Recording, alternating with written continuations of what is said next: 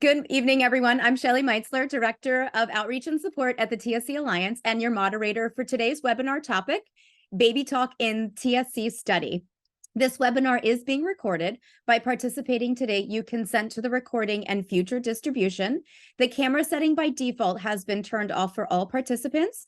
We encourage you to participate on camera if you feel comfortable doing so, but if you do not wish to be on the recording, please keep your camera off throughout the presentation. One additional housekeeping item before we get started. Everyone's microphone will be muted throughout the presentation. You can submit any questions via the chat box, and we will do our best to answer as many questions as time allows at the end. It's now my absolute pleasure to introduce Dr. Tangela Gibson.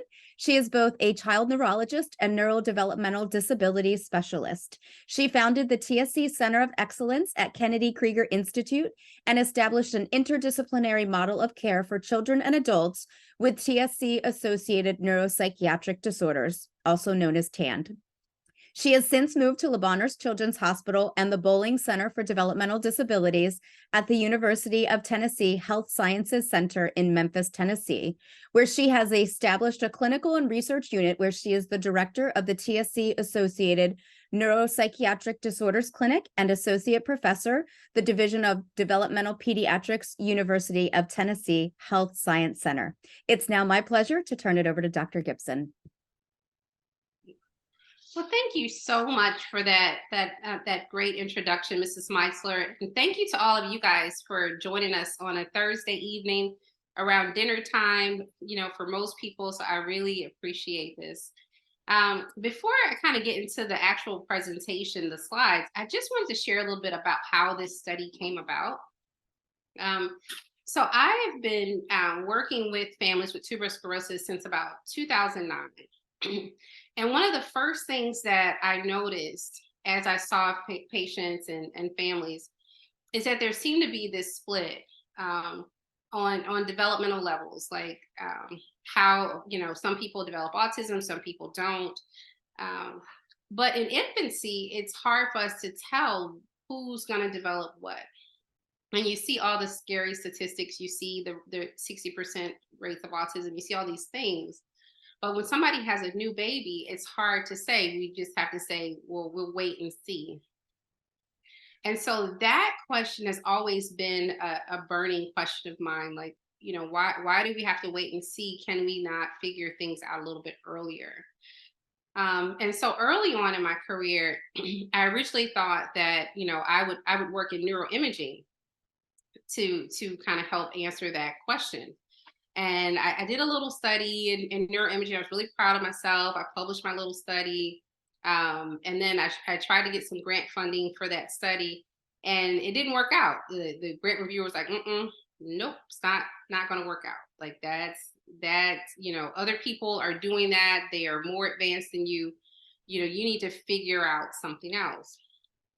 And so I started thinking like, well, what else happens early in development?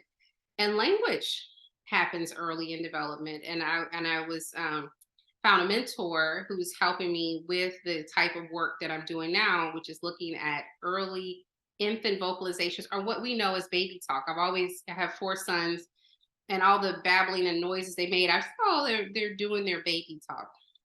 So that's kind of how it came about. And with that, we'll get into the study. And feel free to put questions in the chat as I'm speaking. I can see the chat. And so if you need to interrupt me or pause at a slide, I do not mind. I really don't. So we'll go to the next slide, please. All right. So again, why early vocal development? Why baby talk? So there's language deficits in individuals with TSC. And what I mean by that is what's well known is this 60% rate of autism. People talk about that. But there's very few studies in just language, whether or not you have autism. There was one study which showed that only 20% of folks with TSC have what we would call typical language. And that means even folks that are considered, higher functioning. And what we see clinically is that there are some individuals who are nonverbal, but then there are also some individuals who are very, very verbal, can make all their requests known, are working teachers, social workers, nurses, pharmacists. but they have trouble with some subtle aspects of language, what we call the pragmatics of language. So these language deficits are present in many different ways, but we don't know how it all starts. And the fact that we can diagnose TSC early, like as early as third trimester ultrasound, gives us an opportunity to study language development right from the beginning. You can go to the next slide, please. And so we talked about the autism risk. Here, this slide is 50%, but again, there's can be up to 60%. But like I said, we can't tell who's going to develop autism, who's not, who's going to develop language difficulties. And there's also this risk of epilepsy. 90% of folks have epilepsy, and that can impact language. And so the thing is that we can detect early, but we don't necessarily have the clear indicators that we need to figure out what's going on. Go to the next slide. So why this study? The overall goal is to assess the use of early language as an indicator for development of autism and or speech and language disorders in children with TSC. Next slide, please. So who can participate?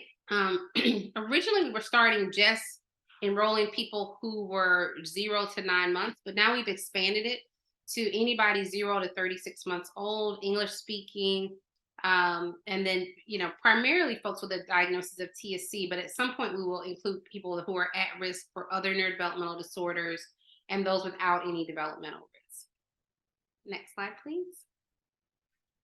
So it's going to be done right here in Memphis, Home Blues and Barbecue, Havana Children's Hospital. And at this point, all of our study visits are in person. There are some aspects of the study that can be done at home, but it does require 7 study visits. Go to the next slide, please. All right, so like we said, any point between 0 and 36 months, the evaluations happen at baseline, whatever point that you decide to participate. And then we do the evaluations at 9, 12, 18, 24, 30, and 36 months old. These visits also include a standard TAND evaluation. So what I would do in clinic anyway. So finding out if there are TAND symptoms, doing any appropriate developmental testing, kind of figuring out if there are developmental needs. So all that is done clinically, but then we do the research studies as well. We're video recording speech and language tests. So we have specific tasks. One of them is called the Early Social Communication Scale. And we kind of set up the room with different toys, and the child has to interact with us, has to look at certain posters or give us things back, and record those tests. And then we also record, there's a setting where we do these natural parent-child interactions where we kind of all take a step back, the cameras are still rolling, and then there's just parent-child play with some fun toys. And we just record to see what type of vocalizations children are making. We'll do the neurodevelopmental test, just standard tests depending on the age of the child and what's needed, parent questionnaires, and then these Lena home recordings. And I'll tell you a little bit more about that. We'll go to the next slide. So what is Lena? So Lena home recordings, that if you look at the picture, and I was going to point to it, but then you can't see me pointing with my finger, but I can, oh yeah, that's right. Mrs. Meisler can control it. So there's it looks like a little cassette. If anybody remembers what cassettes are, it looks like a little cassette, but it's a recorder. It goes into this cute little onesie or t-shirt that will give you, and it records sounds that the infant is making, and then things people are saying to the infant. So we're not like eavesdropping in the whole house. It just is recording what's in the infant's environment. You wear it for 1 full day at each age point, 9, 12, 18, and 24 months. And then we're actually able to analyze the vocalizations that the baby is making, what types of vocalizations they're making. And it's really cool because, again, you think I've always thought it was just baby talk, but they make squeal sounds and growl sounds and long vowel sounds. And we're looking for the emergence of these hard consonant sounds like baba and dada. So that gives us an indicator of their developmental trajectory. And we're checking to see how often those things are, how often the baby is saying those things and what time of day they are. Next slide, please. And so these are our contacts, both Lauren and Katie, who are gratefully on the webinar with us today. So they are the study coordinators that you can contact, and they'll be the ones that kind of help with the paperwork, and you'll see them on the visit days, and they'll be the ones contacting you to get scheduled if you decide you're interested. Next slide, please. And with that, I'm going to open it for question and answer. We save plenty of time for that. And I could chat about other things if folks don't have a lot of questions, but we will start with our questions.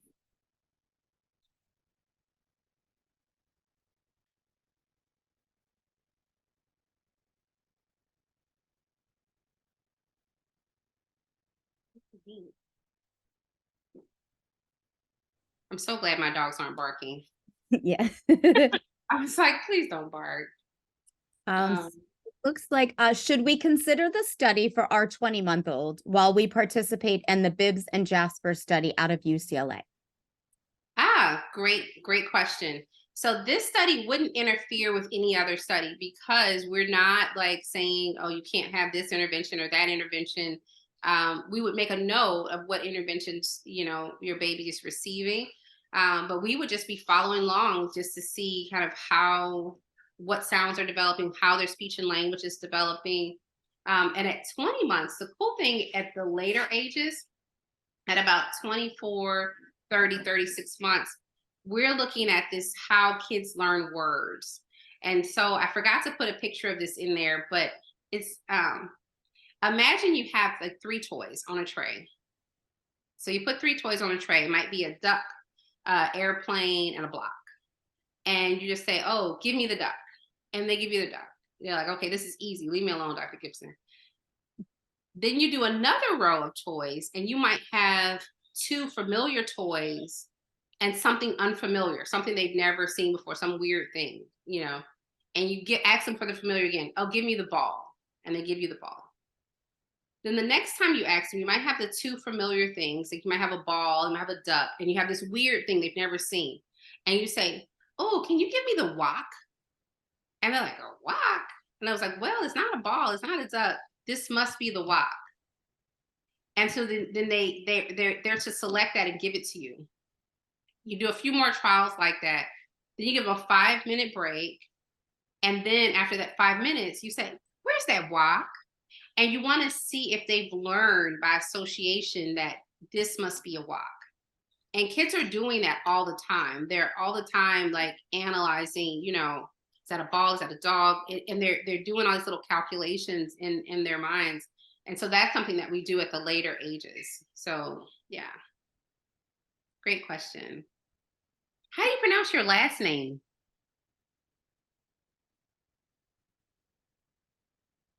Okay, hi, this is Fred Tomjanovich. I am sorry, I'm doing multitasking here with another call at work, so please forgive me for the lag and hitting the mute button.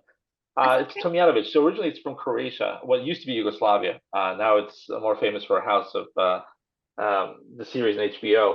But our son was diagnosed early on at 3 months when he had the infant spasms. We've been in careful care with Dr. Thiel, and we've had excellent response in managing his epilepsy at this point. So we are at the cusp where we saw his elder brother, who's 4, start talking when he just turned 2 years old. So we're right about there, and naturally overly concerned, very sensitive to seeing any delays. So if we had a way of looking and peering inside and saying, yes, we could see some delays here, how can we work with them to get past those, we would see great benefit, of course, in moving him forward and having articulate thoughts and develop speech. So we were just wondering if there was some overlap with the other study in UCLA, and you've answered that question. Yeah. Okay. Cool. And do you guys live in LA? Is that where you live, or are you just participating? So we are out of Florida. I'm virtual. I work with IT. I'm a cloud architect, so we put a lot of these systems together, and that affords me being completely virtual. So right now I'm in South Florida. So we commute as we need with our doctor visits in the Northeast and the West Coast. I've been lucky enough to be able to live many places around the world, including the States and the Union. So it's we feel very comfortable moving around, so we can get around different places. I was looking at the 7 visits, and that is at the clinic. Are they lasting the entire day, or how would we, if we consider that as a possibility, we would plan for a day-long visit, or would it be maybe just half a day in and out the same day? Yeah, no, it's definitely not a full day. Lauren, Katie, what would you say? Maybe 2 hours or 2.5? Yeah, I would say about maybe like at the most 2.5 hours. And kind of as we mentioned, it will be up step. So because like your child will be starting at a later time point, he or she would have fewer visits. So we would enroll them at their 24-month age mark. And so they would come for 24, 30, and 36. But so yeah, I think just 2.5 hours is the length of the visits. Yeah. Thank you, Lauren. So there's that lead time to it. So that works out pretty well, right up to doing the paperwork and the sign up to the 24-month ingression. Okay. Yeah, and we definitely try not to have the visits be too long because these are little guys, and they want to play. They don't want to be in a windowless room. I don't care how many toys I pull out. Like they are like, okay, Dr. Gibson, you better try to get it done. That's very true. Yeah, the attention span is not as long as definitely as an adult. So yeah, absolutely right. You wouldn't be able to get most out of them if you were to do that all day.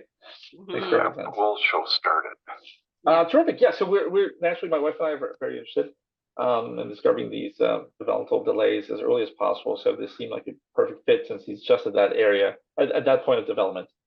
Okay, wonderful. And thank you so much for engaging for your question. Other questions that people have? I see M. Back up on your side.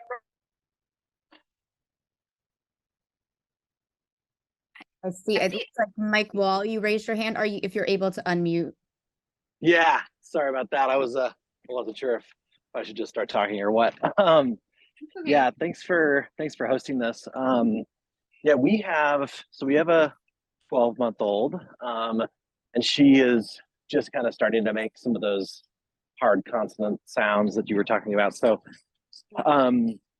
I joined a little bit late, so I don't know if you covered this, but I was wondering, has there ever been a study like this that's been done before? And if so, what were the findings? What were they looking for at that time, and kind of what did they discover? I think that's my first question. And then my second question would be, like, as you go into the study, is there any kind of like a hypothesis that you're like testing against? Like, is there something that you guys think that you want to be looking for, or is that not really a thing and you're kind of starting from scratch? Yeah, great question. So your first question is what's been done before. There have been language studies done before in TSC. Lots of like there've been language measures included in different studies in TSC. However, they primarily focus on just standardized assessments or caregiver reports, which isn't bad. That's great. It gave us an idea that there's some things going on. But what's different about this study is that we're looking earlier and we're doing direct observation and counts of like what sounds are emerging, when are they emerging, how kids learn words. So it's like we're dissecting. So if somebody says, oh, I gave you the preschool language scale and your child's, expressive language is below 50, like 50 percentile. So that gives you an idea, okay, it's delayed. What's different about our study is that we could say, oh, your child should have this many words. He only has this many words. Or this reason he's not saying words, it looks like he's not able to do this fast mapping, this figuring out word associations from familiar and non-familiar words. So it's like we're kind of getting into the weeds of the why and the how and the when. And then as far as hypotheses, So we have three major hypotheses. And I'm so glad you asked that question. One is we want to take these early vocal measures like the babbling and how many sounds a baby makes in a certain time period, what we call volubility, and see how well that predicts language as compared to something non-vocal like joint attention or social communication, to see if there's a difference. So that's one thing that we want to do. The other thing we want to do is see, is there a split between people who have language difficulties and those who have frank autism? Because what I see clinically is sometimes there's a blending. And somebody might have delayed language and they might be a bit shy and they might be diagnosed with autism, but then later on they don't seem like they have autism. And so is it that they had it and they got better? Or did we misdiagnose a child with a language impairment who was just shy with autism? And so that's the other thing we're looking at. By looking longitudinally, we'll be able to compare our measures to traditional autism measures. So I appreciate you asking about those. Are you a scientist? I am not a scientist. Sorry, my wife is laughing next to me because she thinks that's funny to think of me as a scientist. No, I work in real estate. So Cool. thank you. Yeah, no, those are great answers. Yeah, no, I appreciate it. I think it's an interesting study, and I think what you're trying to do, and that is one of the challenges as a parent, was like just not knowing what our daughter's going to be like, and that's okay. We've gotten there. Yeah. But it's a hard thing, and so I appreciate the study and what you guys are after. Absolutely. Thank you so much. And that's what again, everything that I do in research is driven by what I see in clinic. Like the only reason I do research is to answer questions I can't answer in the clinic. And a hard question to answer is, so Dr. Gibson, what's going to happen? And of course, we don't have a crystal ball, but I would like to have something. I would like to say, okay, by 6 months, I'd like to see this.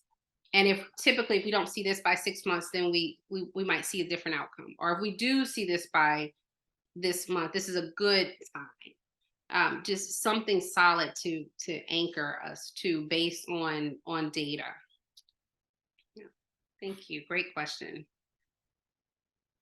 Other questions?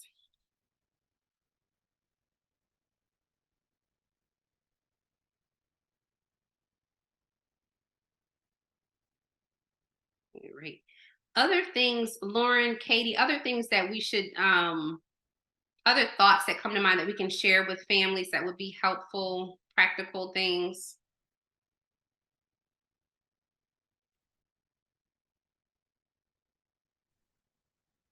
Hi, Dr. Gibson. Thank you for the presentation. I would just share, so if you guys are interested, please feel free to reach out to Katie or myself. As far as travel, Labana does have a FedEx family house. So if you guys are coming out of state, we can schedule you guys to stay at the FedEx family house. And other costs involved, there's no cost to do the particular research video recordings and the Lena device. There's no cost for that, but there is a charge to your insurance for the clinic visit. So that's just one thing to note as far as any cost for the study. But other than that, we're looking forward. If you guys are interested, feel free to reach out, and we're excited to be doing this research. Thank you. Thank you so much, Lauren. I really appreciate it. I tell you what, I couldn't do anything without Lauren and Katie. Like, they set up the cameras and we have a certain way that we download all the data in a secure fashion. And it's all very organized, setting up the room so that it's nice and cheery and all the nice toys. And I will tell you a funny story. There's and I can say this because I'm not saying a name, so I'm not going to HIPAA jail. But there's an infant who's participating in the study, and he just turned 12 months.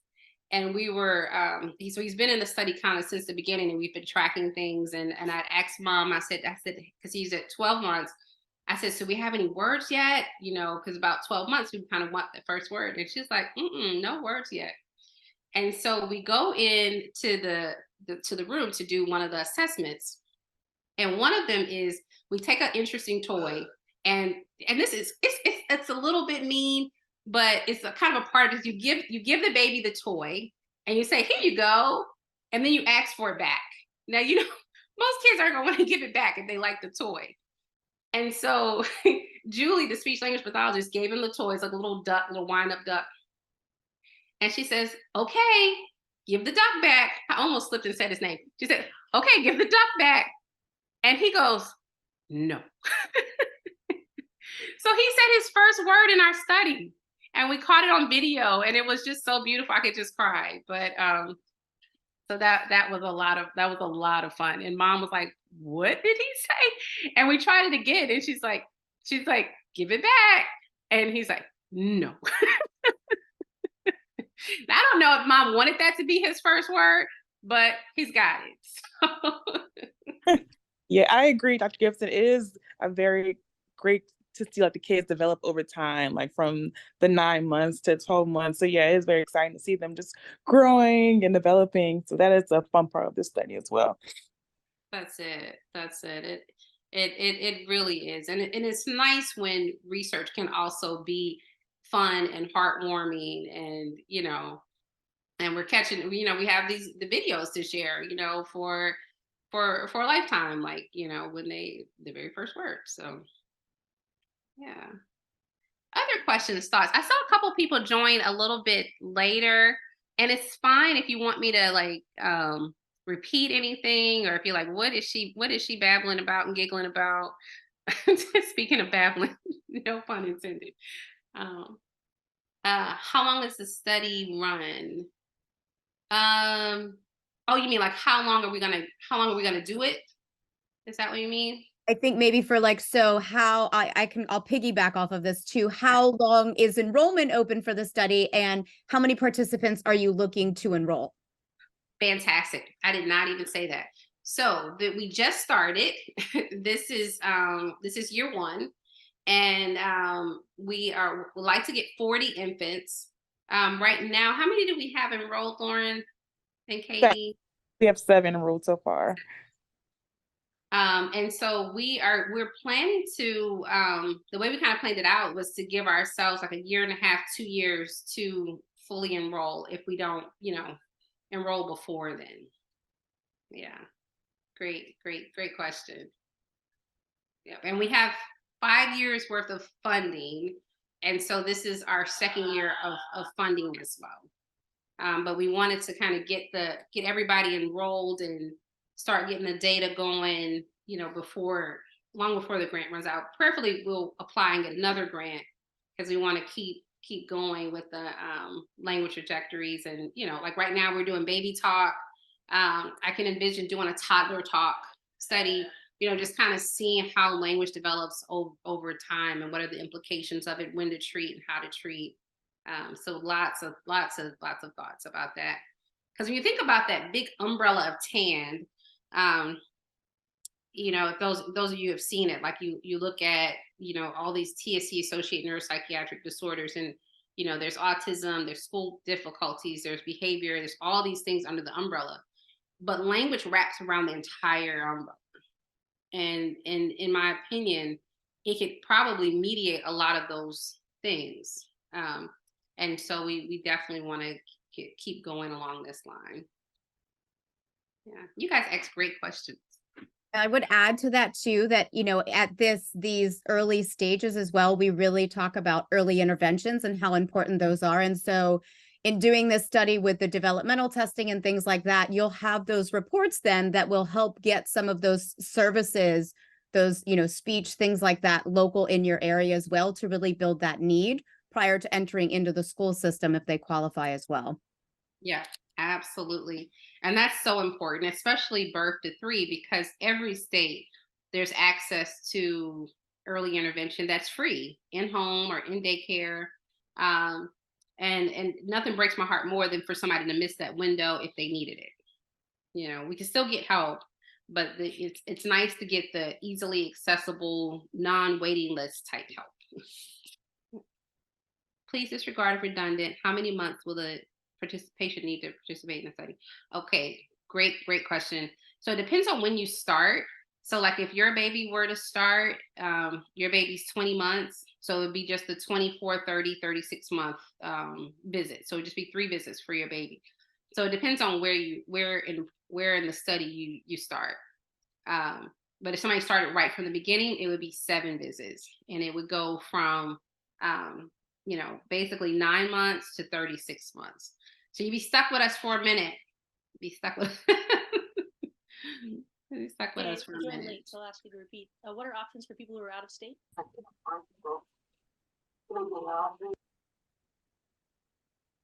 I think the question was options for people out of state. Do you mean in terms of like travel and things like travel assistance? Yeah, like can we do this remotely? Does it have to be in person? Is there travel assistance? All those questions. Yeah, so we have Be Careful has been helpful in funding some travel. So they have funding. We have free FedEx House, like Lauren mentioned. We have not added a completely remote option yet. But I will say that I was just at the TS Alliance Research Conference, and I spent some time with Dr. Jesse and some of the other folks who've done studies. And I see that a lot of people are offering that option. And so if you were interested, or you knew somebody who was interested and you say, you know, I would love to do it, but the 7 visits just won't work for me. If you had a remote only arm, I would be interested. And then just give us that feedback if it's okay. And we will think about that, because we thought about that as a team, because there would be some things we would miss, like the, you know, recording the parent-child interaction, but the Lena recordings, that's something that could be done, you know, remotely. And in talking to some people at the conference, there are some tests that they've done remotely and some questionnaires. So yeah, if you don't mind me asking, Bridget, where do you live? I'm in California. So Okay. Love my California folks. I like folks from all the different states, but yeah, I know that's far. Whole different time zone, everything. All right, yeah. And Jennifer says, how long are the participants there at each visit? 1 day, 2 days? Just 1 day, but it's just a 2.5 hour visit. Yeah, so we don't keep you all day. You have plenty of time to visit the Memphis Zoo and head home. Yeah. You're welcome. You're welcome, Jennifer. Appreciate that.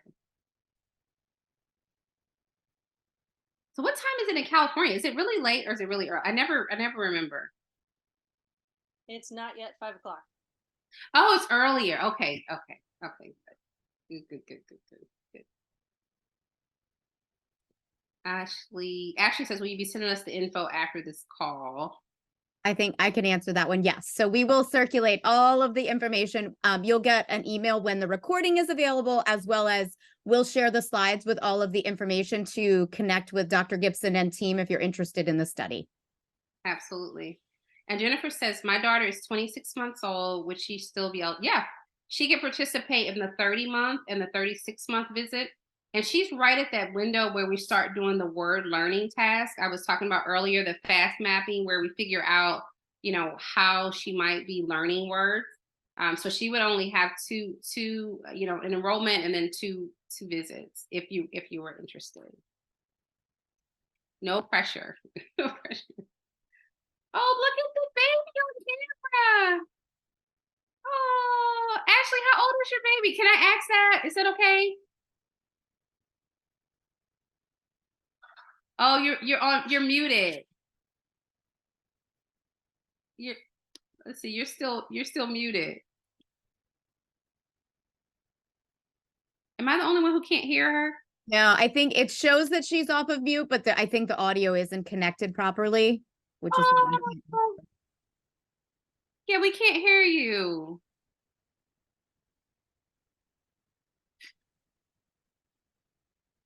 Oh, she's one. One. Oh, she's the cutest. Look at her. I love her little Afro puffs. Yeah. I got them too. Thank you for sharing. I appreciate that. Okay, and Jennifer says that would be helpful since she just started speech. Yeah, perfect. And we definitely don't want to interrupt,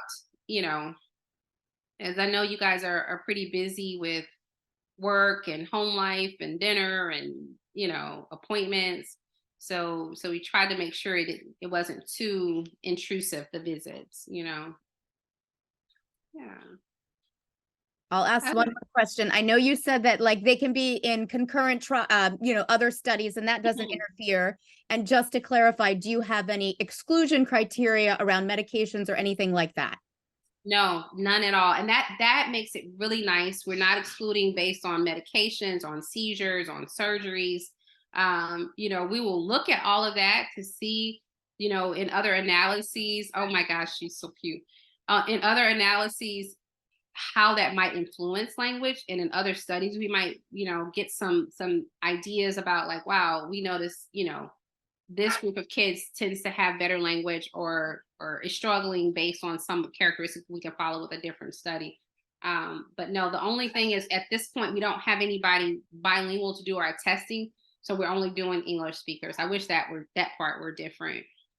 But yeah, no, we are very inclusive, and I love that. So that way we get an idea on how everybody is doing. And she's a cutler too. Oh my goodness. Oh, little cutler. I remember when my guys were that little. Oh man, they're all in their 20s. Nobody wants to cuddle. They just all want money now. That's it. That's it. Oh. It's just like cash happy. All right. Yeah. Perfect. All right. Don't see any more questions. If anybody after, you get off the webinar, if there's any questions, obviously, please don't hesitate to reach out to us. We'll make sure those questions, any concerns get to Dr. Gibson and team. And as I noted, the recording of this webinar will be available soon on the TSC Alliance's YouTube channel, and everyone that registered will get an email when that's available, and we'll download a copy of the slides so that has all of the contact information. Thank you to Dr. Gibson, Lauren, and Katie. We are so excited to see the results of this study. Thank you all for everything that you do for the TSC community with research and everything. We truly appreciate you and look forward to all of the results. Thank you so much, everyone. Yep, and thank you again, Mrs. Meisler, for hosting this webinar, for everything that TS Alliance does. Thank you, parents. You guys are really and truly my heroes. And I want you to know, no matter what level your child is on or where you are in this journey, just always keep in mind that there's always room for hope. We're all out here working harder to make things better and easier for you guys. And I'm so grateful for you. Thank you so much. Oh, somebody says, would you need a recommendation from a pediatrician, neurologist? You do not need a recommendation. Yeah, you can just give us a call, email. Perfect. Thank you again. All of you have a great night. Take care. Thank you. Thanks. Bye, guys.